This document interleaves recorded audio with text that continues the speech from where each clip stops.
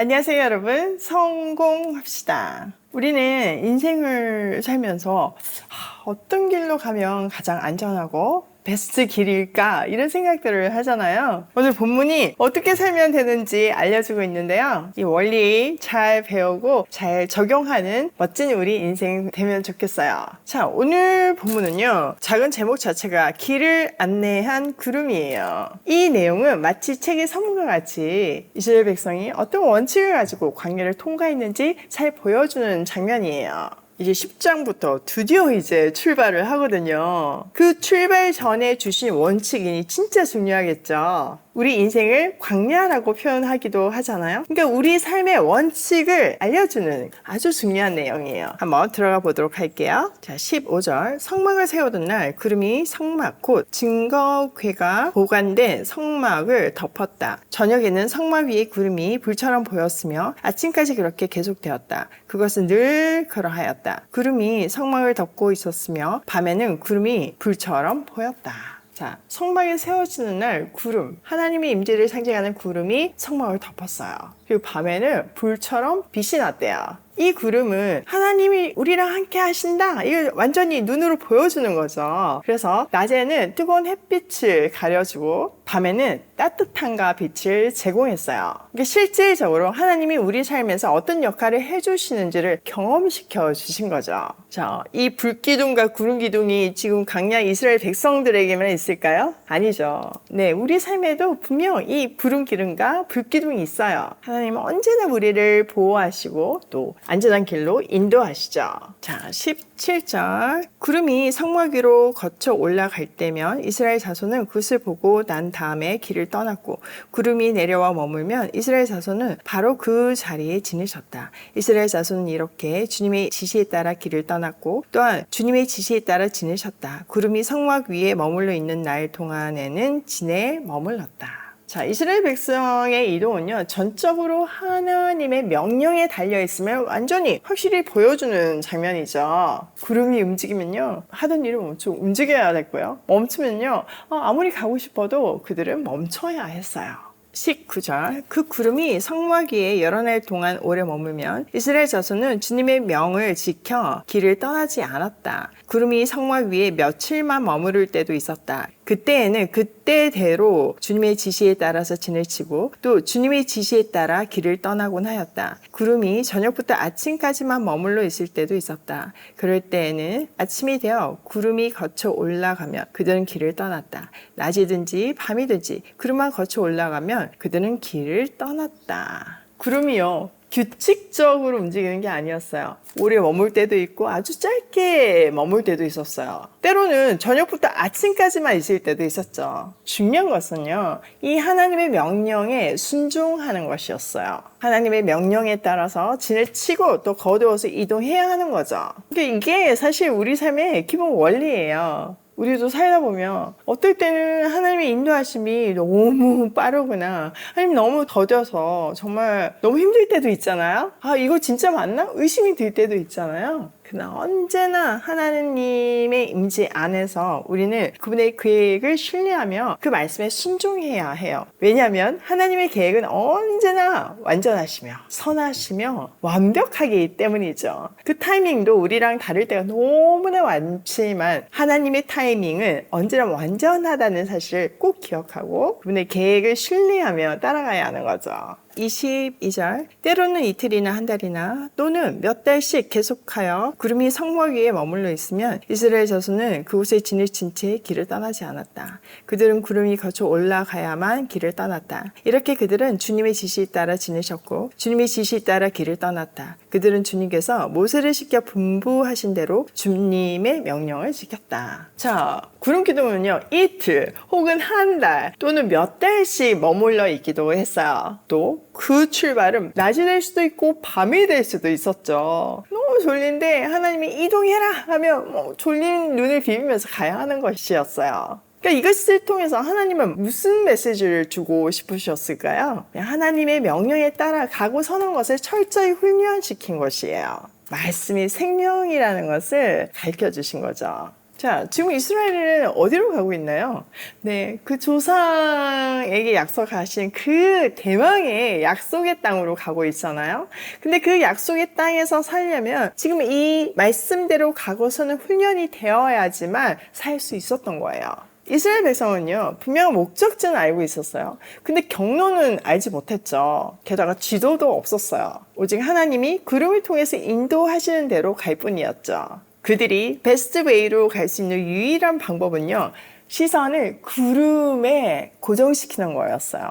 즉 하나님께 시선을 고정시키는 삶을 살 때 그들은 헤매지 않고 베스트 웨이로 갈 수 있었죠. 그뿐 아니에요. 그들한테 물하고 양식도 보장되지 않았어요. 하나도 없었잖아요. 그러니 온전히 하나님께 의지할 수밖에 없었고, 사람이 떡으로만 사는 것이 아니라 하나님의 말씀으로 산다는 것을 이 광야 생활을 통해서 분명하게 가르쳐 주신 거예요. 그래서 우리 삶에도 고스란히 그대로 적용돼요. 우리도 목적지는 분명하잖아요. 부르신 그날까지 열심히 나의 달려갈 길을 달리다가 주님 품에 안기는 것이 우리의 그 분명한 목적지잖아요. 근데 그 가는 길은요, 하나님이 정확한 지도를 주시지 않으셨어요. 우리가 하나님과 동행하면서 정말 하나님 가고 서라 하고 할 때 그 가고 섬을 통해서 그 길을 가는 거예요. 그 스피드도 하나님이 조절하시죠.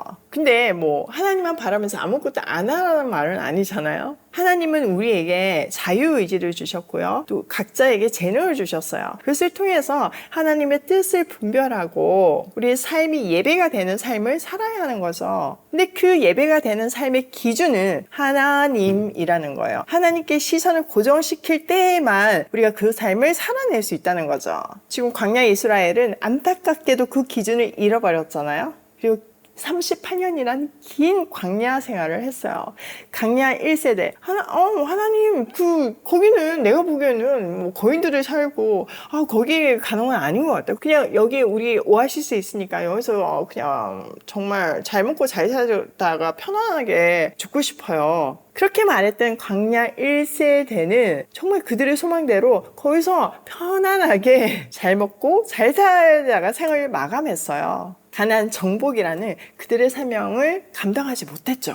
마찬가지예요. 우리도 하나님이라는 그 기준을 잃어버릴 때 인생이라는 광야에서 헤매다가 그냥 먹고 의미 없이 하루를 반복하다가 사는 인생을 마감하는 거예요. 사람은요, 아무리 많이 가져도 사명을 감당하지 않을 때 행복할 수가 없어요. 내 삶의 의미를 찾을 수가 없어요. 인생의 행복은 나의 가진 것에 있는 것이 아니라 내가 얼만큼 하나님께 붙들려서 쓰임 받냐에 있어요. 우리가 사명을 감당할 때 내 삶이 가치 있게 느껴지고 또 사명 감당하기에 필요한 그 모든 것들이 공급되는 것을 경험하면서 세상이 줄 수 없는 그 기쁨과 충만함을 누리며 사는 거죠.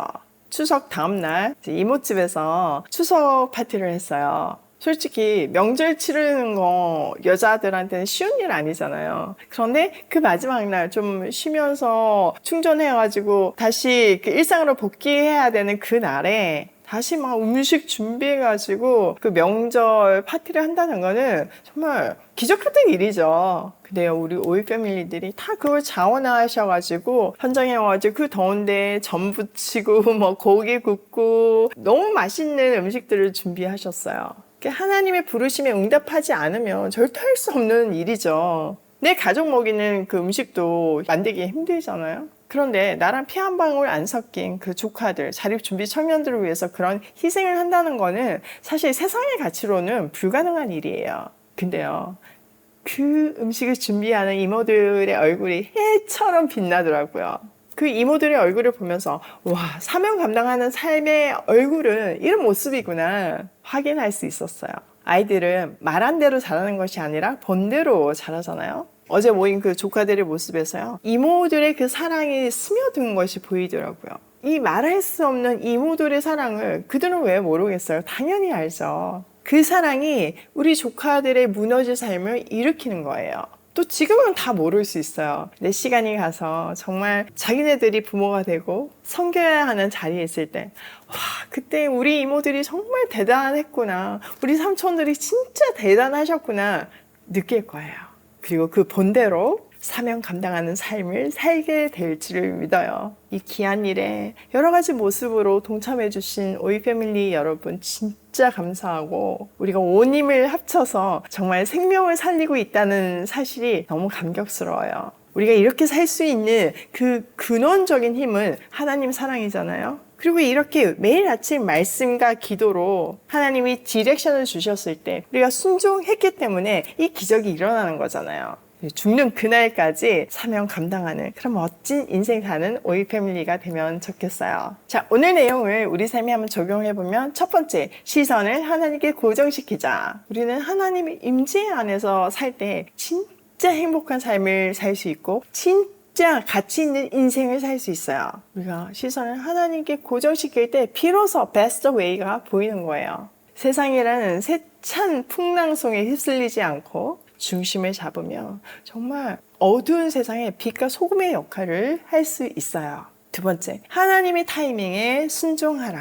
오늘 본문을 보면요, 하나님이 이동하라고 명령할 때는 뭔가 기준이 안 보여요. 우리 눈에는 아무 때나 이동하게 하시는 것 같고 아무 때나 멈추게 하시는 것 같고 그렇잖아요. 어떨 때는 길고 어떨 때는 짧고 도대체 그 기준이 뭐야? 우리 눈에는 안 보여요. 근데 하나님은 심술 나서 우리를 괴롭히는 분이 아니라 선하신 분이시고 또 우리를 죽기까지 사랑하시는 아버지시잖아요. 그렇기 때문에 그분의 명령은 언제나 완전하고 우리를 향한 사랑이 빼곡히 박혀있는 베스트 웨이예요. 때로는 내가 생각하는 타이밍이랑 하나님이 말씀하신 타이밍이 완전히 다를 수 있지만 하나님의 타이밍에 순종할 때 시간이 지난 후에 우리는 그때 그래서 그랬구나 이렇게 고백하는 하나님의 멋진 자녀들이 될 수 있어요. 세 번째, 하나님을 온전히 의지하는 길이 베스트 웨이다. 다른 길 없습니다. 여러분, 숏컷이 있을 수 있어요. 근데 숏컷이 베스트 웨이는 아니잖아요. 빨리 갔는데 거기가 낭떠러지면 그건 정말 멸망의 길이잖아요. 우리 눈에는 그게 안 보여. 그렇기 때문에 전능하신 하나님께 온전히 의지하면서 베스트 웨이를 가야 하는 거죠. 오늘도 시선을 하나님께 고정시키며 내 인생의 베스트 웨이로 고고싱해요.